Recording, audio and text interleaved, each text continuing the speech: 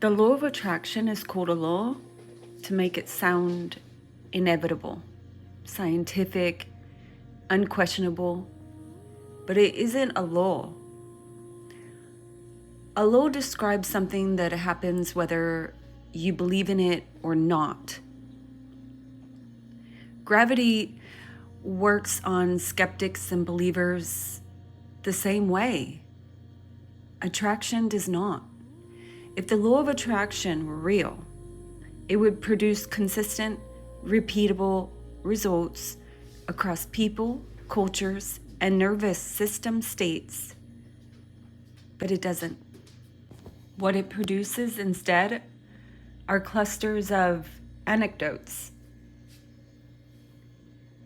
stories without controls, outcomes without clear causality. That's not a law. That's a pattern people are misreading. Here's what's actually happening. So when someone adopts the law of attraction framework, their behavior changes in predictable ways. Not because reality rearranges itself, but because the person does.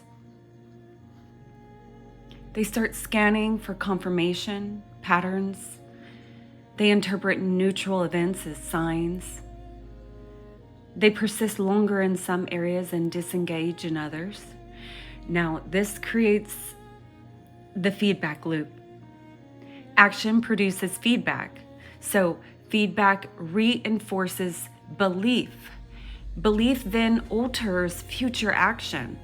At no point does life itself intervene. The system closes on itself. That's why the results vary so widely.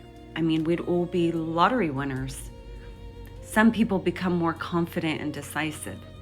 They take risks they would have avoided before. They notice opportunities they previously ignored. Their outcomes improve. Yet others become passive. They wait. They interpret inaction as trust. They confuse patience with alignment. Their outcomes stall. Same law, quote unquote, opposite results. Because the variable was never attraction, it was behavior. Calling this a law does something subtle but damaging. It removes diagnostic thinking. Instead of asking, what did I do differently? People ask, what did I attract?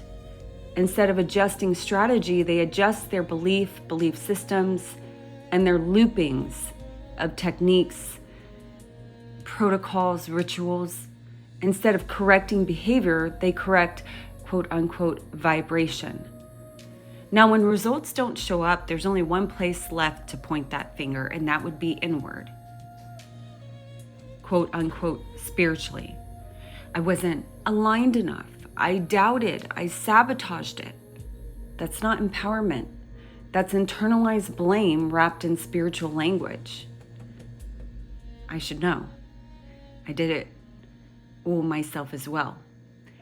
Yet, life itself does not operate on attraction. It operates on interaction. You act, it responds. You adapt, it responds again. That loop is neutral. It does not reward hope or punish doubt. It reflects patterns. I'm going to say it again. It reflects patterns. The real law people are bumping into is this.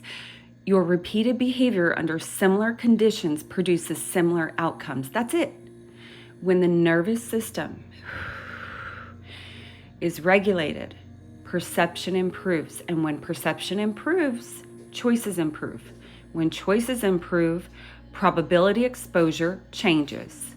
People experience that shift and call it attraction, but nothing was pulled towards them. They moved differently through the environment. The law of attraction persists because it feels clean, simple, reassuring, but clean explanations often hide messy mechanics. And messy mechanics are where agency lives. Once you see this, something important is happening. You stop waiting, you stop signaling, you stop trying to convince reality to cooperate. You start watching feedback, you adjust, you engage. That's not spiritual. It's functional, and it works under pressure, not when things are going well. So in the next phase of this series, I'm going to go deeper into what actually governs change. Not beliefs, not attraction, but pattern dominance and nervous system stability. That's where real leverage lives.